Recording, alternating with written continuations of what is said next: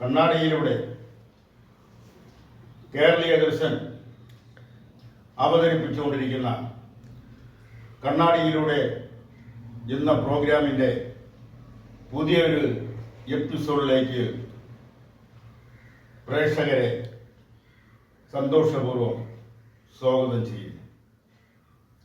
ഇന്ന് പ്രധാനമായും ഇന്ത്യയിൽ ചർച്ച ചെയ്യപ്പെടുന്ന ആനുകാലിക സംഭവം എന്ന് പറയുന്നത് ഡൽഹിയിൽ കഴിഞ്ഞ ദിവസം തൊട്ട് നടന്നു വരുന്ന കർഷക സമരമാണ്. കർഷക സമരം ഇതിനു മുമ്പ് ഡൽഹിയിൽ പ്രസിദ്ധമായ കോളക്കങ്ങൾ സൃഷ്ടിച്ചുകൊണ്ടുള്ള കർഷക സമരങ്ങൾ ഉണ്ടായിട്ടുണ്ട്. അതുപോലെ ആണോ അല്ലെങ്കിൽ അതിനേക്കാൾ അല്പം കൂടെ കുറഞ്ഞോ കൂടിയതോ ആയ ഒരു കർഷക സമരമാണ് ഇപ്പോൾ നടക്കുന്നത്. അവർ മുന്നോട്ട് വയ്ക്കുന്ന ഡിമാൻഡുകൾ ന്യായമാണ് എങ്കിൽ തന്നെയും ആ സമരത്തിൽ പങ്കെടുക്കുന്ന കർഷകരെന്ന് പറയുന്നത് കേരളത്തിന്റെ കർഷക ഭൂമിയിൽ നിന്നുകൊണ്ട് നോക്കുമ്പോൾ ഇവിടുത്തെ കർഷകരും ഡൽഹിയിൽ സമരത്തിൽ ഏർപ്പെട്ടിരിക്കുന്ന കർഷകരും തമ്മിൽ വളരെ വ്യത്യാസമുണ്ട്. ഡൽഹിയിൽ സമരത്തിൽ ഏർപ്പെട്ടിരിക്കുന്ന കർഷകരെന്ന് പറയുന്നത് നൂറുകണക്കിന് ഏക്കർ ഭൂമി കൈവശം വെച്ചുകൊണ്ട് കർഷക തൊഴിലാളികളെ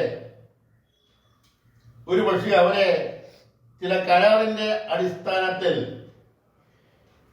വേല ചെയ്യിപ്പിക്കുന്ന ഒരു വിഭാഗം ഭൂ ഉടമകളാണ് ഉത്തരേന്ത്യയിലെ കർഷകർ എന്ന് പറയാതിരിക്കാൻ വയ്യ.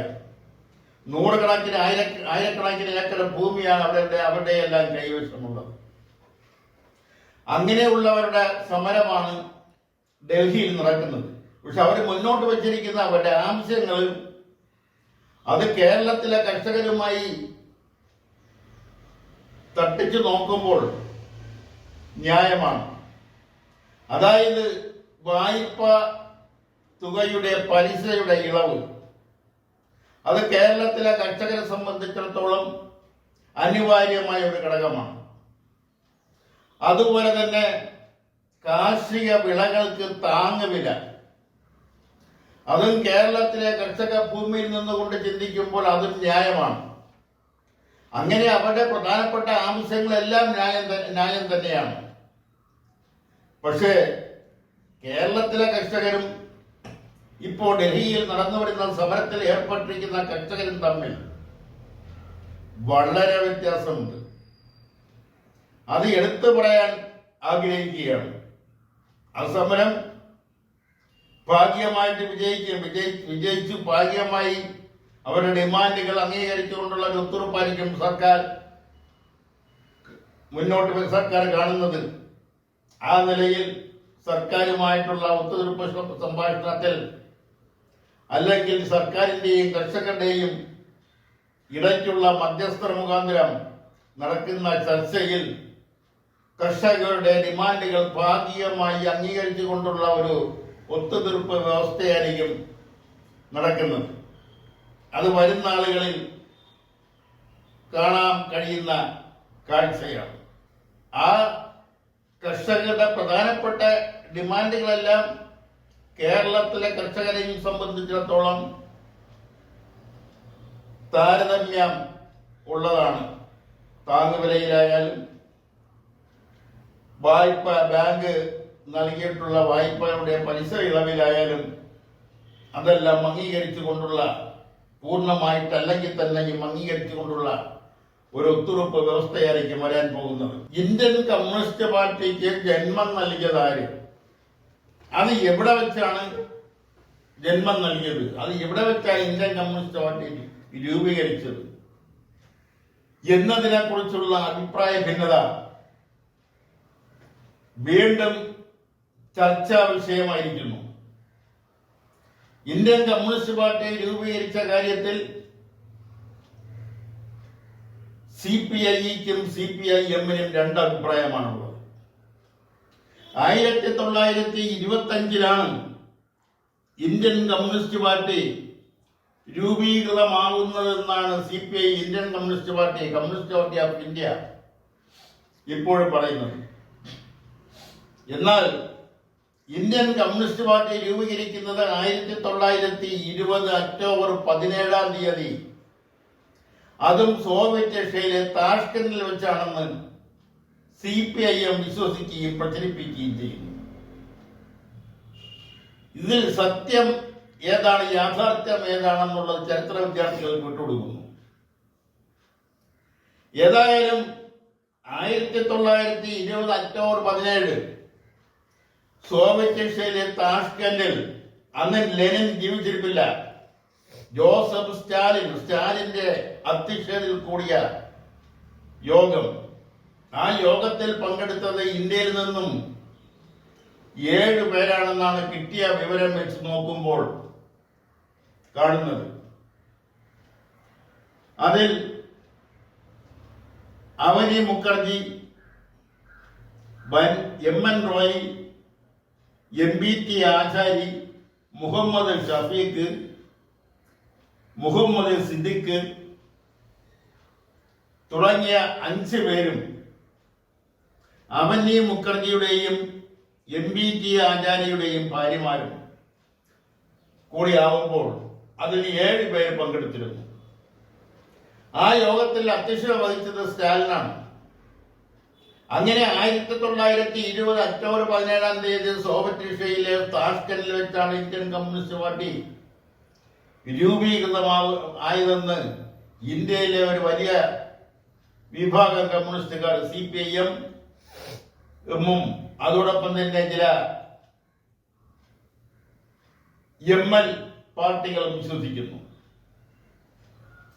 അന്ന് ഒരു പാർട്ടിയെയാണ് രൂപീകരിച്ചതെങ്കിൽ ഇന്ന് ഇന്ത്യയിൽ 40-ലധികം കമ്മ്യൂണിസ്റ്റ് പാർട്ടികൾ പ്രവർത്തിക്കുന്നുണ്ട്, ചെറുതും വലുതുമായ. ഇന്ത്യൻ കമ്മ്യൂണിസ്റ്റ് പാർട്ടി ആദ്യമായി പിളരുന്നത് 1964 കൽക്കട്ട പാർട്ടി കോൺഗ്രസിൽ വെച്ചാണെന്ന് പറയുമ്പോൾ തന്നെയും 1928 കൽക്കട്ട പാർട്ടി കോൺഗ്രസിൽ വെച്ചാണ് ഇന്ത്യൻ കമ്മ്യൂണിസ്റ്റ് പാർട്ടി ആദ്യമായി പിളരുന്നതെന്ന് മറ്റൊരു വിഭാഗക്കാരും വിശ്വസിക്കുന്നു. MN റോയ്, മദന മോഹൻ റോയ് 1928 കൽക്കട്ട പാർട്ടി കോൺഗ്രസിൽ അവതരിപ്പിച്ച ഒരു പ്രമേയം. ആ പ്രമേയത്തിൽ പറയുന്ന പ്രധാനപ്പെട്ട ഒരു കാഴ്ചപ്പാടെന്ന് പറയുന്നത് കമ്മ്യൂണിസം ഒരു സാങ്കല്പിക ശാസ്ത്രം ആണെന്നാണ്. അത് പ്രായോഗികത്തിൽ വരുത്താൻ കഴിയാത്ത ഒരു സാങ്കല്പിക ശാസ്ത്രമാണ് കമ്മ്യൂണിസം എന്നാണ് MN റോയ് കൽക്കട്ട പാർട്ടി കോൺഗ്രസിൽ 1928 കൽക്കട്ടയിൽ വെച്ച് നടന്ന കൽക്കട്ട പാർട്ടി കോൺഗ്രസിൽ അവതരിപ്പിച്ച പ്രമേയത്തിൽ പറയുന്നത്. ആ പ്രമേയം ഭൂരിപക്ഷം പ്രതിനിധികളും നിരാകരിച്ചപ്പോൾ അത് ചർച്ചയ്ക്കെടുക്കണമെന്ന് നിർബന്ധം പിടിക്കുകയും അങ്ങനെ ചർച്ചയ്ക്കെടുക്കുകയും ചർച്ചയ്ക്കൊടുവിൽ അത് വോട്ടിനിടുകയും ആ വോട്ടിങ്ങിൽ ആ പ്രമേയം ദയനീയമായി പരാജയപ്പെടുകയും ചെയ്തൊരു കാഴ്ചയാണ് കണ്ടത്. അങ്ങനെ പാർട്ടി നടപടി വരും എന്നത് മുന്നിൽ കണ്ടുകൊണ്ട് MN റോയും കൂട്ടരും ആ പാർട്ടി കോൺഗ്രസിൽ നിന്നും പുറത്തു പോവുകയും അവർ Calcutta Communist Party of India എന്നൊരു പുതിയ കമ്മ്യൂണിസ്റ്റ് പാർട്ടി രൂപീകരിക്കുകയും ചെയ്തു. അങ്ങനെ 1928 ഇന്ത്യൻ കമ്മ്യൂണിസ്റ്റ് പാർട്ടി ആദ്യമായി പിളരുന്നത്. കൽക്കട്ട കമ്മ്യൂണിസ്റ്റ് പാർട്ടി ഓഫ് ഇന്ത്യക്ക് കൂടുതൽ നാൾ ആയുസുണ്ടായിരുന്നില്ല. അതിന് ശേഷമാണ് 64 ഇന്ത്യൻ കമ്മ്യൂണിസ്റ്റ് പാർട്ടി പിളരുന്നത്. പക്ഷെ ഇന്ത്യൻ കമ്മ്യൂണിസ്റ്റ് പാർട്ടി പിളർന്നത് ഇന്ത്യയിലെ ഭൂശാസിയെ വിലയിരുത്തുന്നതിൽ വന്ന അഭിപ്രായ ഭിന്നതയാണ്. ആ അഭിപ്രായ ഭിന്നതയ്ക്ക് ഇന്ന് പ്രസക്തിയില്ല. അതുകൊണ്ട് അന്ന് പിളർന്ന കമ്മ്യൂണിസ്റ്റ് പാർട്ടിക്ക് CPIക്കും CPMനും യോജിക്കാവുന്ന കാര്യങ്ങളെ ഇന്നുള്ളൂ. അവർ യോജിച്ചു കഴിഞ്ഞാൽ ഡസൻ കണക്കിന് കമ്മ്യൂണിസ്റ്റ് പാർട്ടികൾ, ചെറുതും വലുതുമായ കമ്മ്യൂണിസ്റ്റ് പാർട്ടികൾ അവർ ഈ പ്രസ്ഥാനത്തോട് ചേരും എന്ന കാര്യത്തിലും ആർക്കും തർക്കമില്ല. പക്ഷെ അത് എങ്ങനെ ആണ് യോജിക്കുന്നത്? അന്നത്തെ അഭിപ്രായ ഭിന്നതയിൽ ചിലത് ഇപ്പോഴും ബാക്കി നിൽക്കുന്നു എന്ന ഒരു അഭിപ്രായം CPM-നകത്ത് നിലനിൽക്കുമ്പോൾ CPI-ക്ക് അകത്ത് അങ്ങനെ ഒരു അഭിപ്രായമില്ല. അതുകൊണ്ടാണ് ഒരുപക്ഷെ അവർ തമ്മിൽ ഇപ്പോഴും യോജിക്കാതെ മാറി നിൽക്കുന്നത്. മറ്റൊരു പ്രധാനപ്പെട്ട സംഭവം എന്ന് പറയുന്നത്, ഒരു മാസത്തിന്റെ ഇടവേളയിൽ 2 കാട്ടാനകൾ 2 പേരെ കൊലപ്പെടുത്തി എന്നുള്ളതാണ്. അവസാനം ഒരു കാട്ടാന വയനാടിലെ മാനന്തവാടി, അത് ഒരു അകത്ത് കയറി മുറ്റത്ത് കയറി ചവിട്ടി കൊലപ്പെടുത്തി എന്നുള്ളതാണ്. എന്തുകൊണ്ടാണ് ഈ വന്യമൃഗങ്ങൾ, ആനയായാലും കടുവയായാലും പുലിയായാലും പന്നികളായാലും കാട്ടുപോത്തായാലും കാട്ടുകാളയായാലും, എന്തുകൊണ്ടാണ് വന്യമൃഗങ്ങൾ വനത്തിൽ നിന്നും പുറത്തേക്ക് ആൾപ്പാർപ്പുള്ള മനുഷ്യവാസമുള്ള സ്ഥലങ്ങളിലേക്ക് വരികയും അത് പലപ്പോഴും അക്രമാസക്തമാവുകയും ചെയ്യുന്നതിന്റെ കാരണം എന്താണ്? അതിന്റെ കാരണത്തെക്കുറിച്ച് വളരെയധികം പഠനമൊന്നും നടത്തുന്നതിന്റെ കാര്യമില്ല. അവരുടെ ആവാസ കേന്ദ്രം, അവരുടെ സ്വതന്ത്രമായി അവർ ജീവിച്ചു പോകുന്ന കാട്, വനം, ആ വനത്തിലുള്ള തടാകങ്ങൾ, ഇതെല്ലാം ഒരു വിധത്തിൽ അപ്രത്യക്ഷമായിരിക്കുന്നു. കാടെല്ലാം വെട്ടിത്തെളിച്ചിരിക്കുന്നു. കാട്ടുതടികൾ യഥേഷ്ടം ആ പ്രദേശത്ത് നിന്ന് അപ്രത്യക്ഷമായിരിക്കുന്നു. അതുപോലെ തന്നെ കാട്ടാനെ കുറിച്ച് പറയുമ്പോൾ ആനകൾക്ക് സഞ്ചരിക്കുന്നതിനുള്ള ആനത്താരകളുണ്ട്. ആ ആനത്താരകൾക്ക് മുളകളുണ്ട്. ആ മുളയരി എന്ന് പറയുന്നത് ആനകൾക്ക് ഏറ്റവും ഇഷ്ടപ്പെട്ട ഭക്ഷണമാണ്. അതുപോലെ തന്നെ പച്ച പുല്ലുകൾ, അതുപോലെ തന്നെ ആനയ്ക്ക് ഇഷ്ടപ്പെട്ട ആഹാരങ്ങളെല്ലാം ഈ ആനത്താരയ്ക്ക് ഇരുവശവും അല്ലെങ്കിൽ ആനത്താരയ്ക്ക് അടുപ്പിച്ച് ഉണ്ടാവും. ഇതെല്ലാം നശിപ്പിച്ചതാരാണ്? മനുഷ്യർ തന്നെയാണ്. അവർക്ക് വെള്ളം കുടിക്കുന്നതിന് വേണ്ടിയുള്ള തടാകങ്ങൾ, പ്രകൃതിപരമായ അല്ലെങ്കിൽ പ്രകൃതി നിന്നും ദാനമായി നൽകിയ തടാകങ്ങൾ, അതെല്ലാം മനുഷ്യർ കയ്യേറി അവിടെയെല്ലാം കൃഷികളും അതുപോലുള്ള കാര്യങ്ങളും നടത്തിയിരിക്കുന്നു. വേനൽക്കാലമാവുമ്പോൾ വനങ്ങളിൽ കുളങ്ങൾ നിർമ്മിച്ച് അവിടെ വെള്ളം നിറയ്ക്കുന്ന ഒരു പതിവ് വനം വകുപ്പ് ഉദ്യോഗസ്ഥർക്കുണ്ടായിരുന്നു. എന്നാൽ ആ ചെറു കുളങ്ങളെല്ലാം, ആ ചെറു തടാകങ്ങളെല്ലാം ഇന്ന് വറ്റി വരണ്ടിരിക്കുകയാണെന്നാണ് കിട്ടിയ അറിവ് വെച്ച് ലഭിക്കുന്ന വിവരം. അതായത് ആനയുടെ കാട്ടുമൃഗങ്ങൾക്ക്, വന്യമൃഗങ്ങൾക്ക് അവർക്ക് കുടിക്കുന്നതിന് ജലം കിട്ടാത്തൊരവസ്ഥ വന്നപ്പോൾ, അവർക്ക് ഭക്ഷണം കിട്ടാത്തൊരവസ്ഥ വന്നപ്പോൾ അവർ ഭക്ഷണം തേടി, തീറ്റ തേടി, വെള്ളം അന്വേഷിച്ച് കാട്ടിന് പുറത്തേക്ക് വരുന്ന ഒരു സ്ഥിതിവിശേഷം ഇന്ന് കേരളത്തിൽ നടന്നുകൊണ്ടിരിക്കുന്നു. ഇതിന് കാരണം മനുഷ്യരാണ്. അവരുടെ ആവാസ കേന്ദ്രത്തിൽ കയറി കാടുകൾ, പച്ചപ്പുല്ലുകൾ നശിപ്പിച്ച്, തടാകങ്ങൾ നശിപ്പിച്ച് അവിടെയെല്ലാം മനുഷ്യർ കയ്യേറി മനുഷ്യർക്ക് കാർഷിക വിഭവങ്ങൾ വിളയിക്കുന്നതിന് വേണ്ടി കൃഷിഭൂമിയാക്കി മാറ്റി. അങ്ങനെയുള്ള സാഹചര്യത്തിലാണ് വന്യമൃഗങ്ങൾ ജനവാസ കേന്ദ്രങ്ങളിലേക്ക് വരുന്നതും അത് പലപ്പോഴും അക്രമാസക്തമാകുകയും ചെയ്യുന്നത്. ഇതിന് ഒരു പരിഹാരം എന്ന് പറയുന്നത് വന്യമൃഗങ്ങൾക്ക് പ്രത്യേകിച്ചും കാട്ടാനകൾക്ക് ഇഷ്ടപ്പെട്ട ഭക്ഷണങ്ങളായ തീറ്റകൾ, അത് മുളയായാലും പച്ച പുല്ലായാലും അതുപോലുള്ള മറ്റ് വസ്തുക്കളായാലും അത് നശിപ്പിക്കാതിരിക്കുക. കാട്ടിൽ വനത്തിൽ ചെറിയ തടാകങ്ങളിൽ വറ്റി വരണ്ടിരിക്കുന്ന തടാകങ്ങളിലെല്ലാം വെള്ളം നിറച്ചു കൊടുക്കുക. ഇത് രണ്ടും ചെയ്തു കഴിഞ്ഞാൽ കാട്ടാനകളുടെ ശല്യം ഒരു പരിധിവരെ ഒഴിവാക്കാൻ കഴിയുമെന്നാണ് വിദഗ്ധ അഭിപ്രായം. മറ്റൊന്ന്, ഈ പുറത്തു വന്ന ഈ രണ്ട് ആനകളും ആ തണ്ണീർക്കൊമ്പൻ എന്ന പേരിൽ അറിയപ്പെടുന്ന ആനയായാലും ഇപ്പോൾ പുറത്തു വന്നിരിക്കുന്ന കാട്ടാനയായാലും ഇതെല്ലാം ഒരിക്കൽ അക്രമാസക്തമായതിനെ തുടർന്ന് മയക്കുവെടി വെച്ച് കുങ്കിയാനകളുടെ സഹായത്തോടെ പിടികൂടി അതിനെ ആന കൂട്ടിൽ അടച്ച് അതിനുശേഷം വനങ്ങളിൽ തുറന്നു വിട്ട ആനകളാണ്. ഇതെല്ലാം കർണാടക ഗവൺമെന്റാണ് പിടിച്ചത്, മയക്കുവെടി വെച്ച് പിടിച്ചത്. അത് തണ്ണീർക്കൊമ്പൻ എന്ന് പറയുന്ന ആന കേരളത്തിൽ നിന്ന് മയക്കുവെടി വെച്ച് രണ്ടാമത് മയക്കുവെടി വെച്ച് 1 മാസം കഴിയുന്നതിന് മുമ്പ് തന്നെ അടുത്ത മയക്കുവെടി വെച്ച് അത് ചരിഞ്ഞും പോയി. അപ്പൊ കർണാടകയിൽ പിടിക്കപ്പെടുന്ന കാട്ടാനകളെ അവർ തുറന്നു വിടുന്നത് കേരളത്തോട് ചേർന്ന അതിർത്തികളിലാണ്.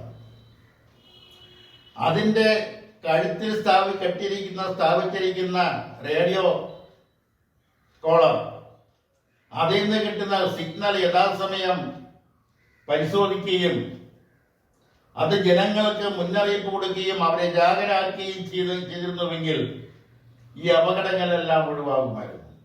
അത് ചെയ്യേണ്ടവർ ചെയ്തില്ല. അല്ലെങ്കിൽ അതിൽ എവിടെയാണ് തകരാറ്, സിഗ്നൽ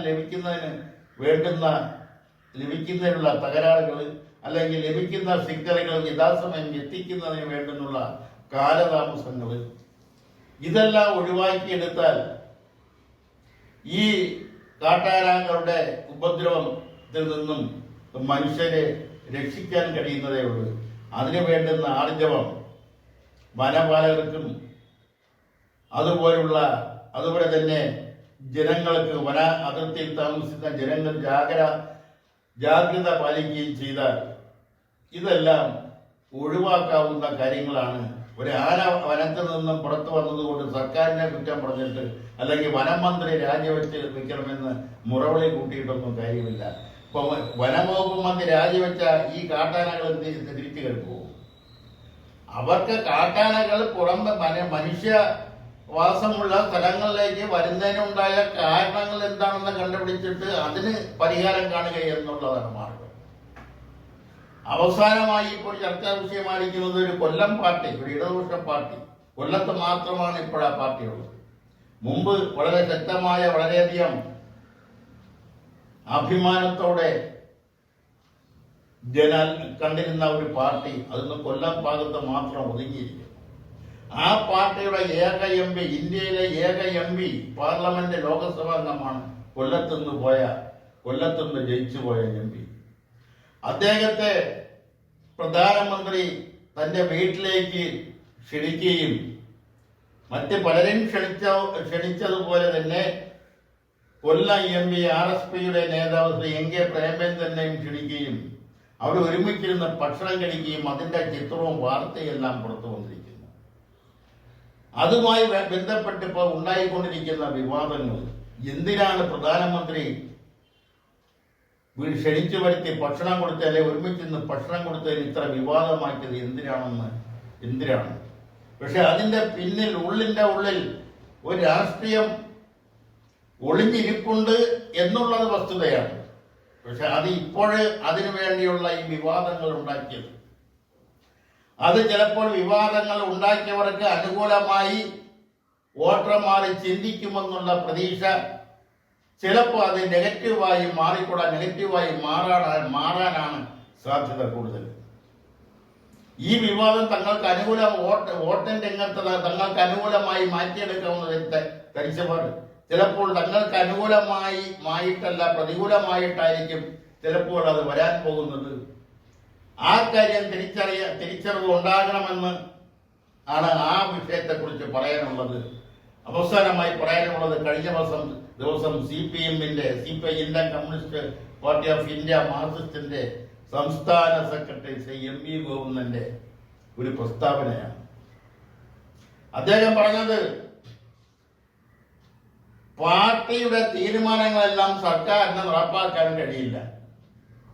ഒരു സത്യം, ഒരു അർത്ഥസത്യം അദ്ദേഹം തുറന്നു പറഞ്ഞു. അത്രയും നല്ലത്. അദ്ദേഹം അവിടെ കൊണ്ട് നിർത്തിയില്ല. ഇത് പറയാനുണ്ടായ സാഹചര്യം എന്ന് പറയുന്നത്, വിദേശ സർവകലാശാലയിലെ ഇന്ത്യയിലേക്ക് സ്വാഗതം ചെയ്യുന്നു.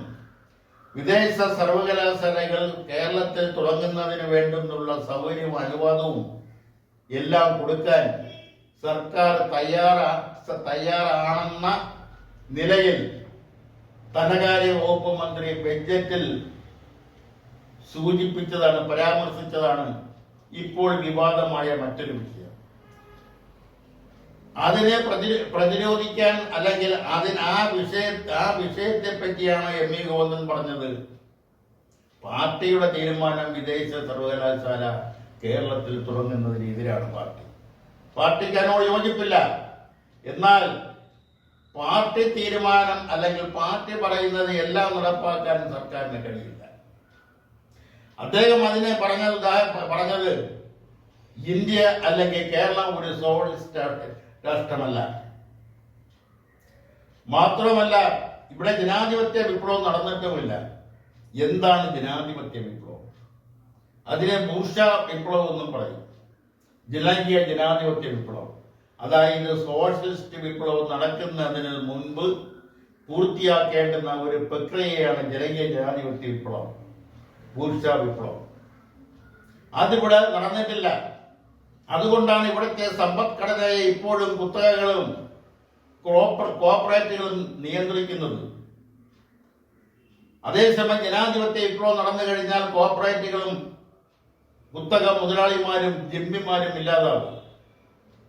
അതാണ് MV ഗോവിന്ദൻ ഉദ്ദേശിച്ചത്. അതുകൊണ്ട് ഇവിടെ ജനാധിപത്യ വിപ്ലവം നടക്കാത്തതുകൊണ്ട് പാർട്ടി പറയുന്നത് അപ്പടിയൊന്നും, അല്ലെങ്കിൽ സർക്കാരിന് ശിരസ വഹിക്കാൻ കഴിയില്ല എന്ന ഒരു സത്യം, അത് അർത്ഥസത്യമായാലും പൂർണ്ണസത്യമായാലും MV ഗോവിന്ദൻ തുറന്നു പറഞ്ഞതിൽ അദ്ദേഹത്തെ അഭിനന്ദിച്ചുകൊണ്ട് ഇന്നത്തെ കണ്ണാടിയിലൂടെ എന്ന പ്രോഗ്രാം ഇവിടെ പൂർത്തീകരിക്കുകയാണ്. നന്ദി, നമസ്കാരം.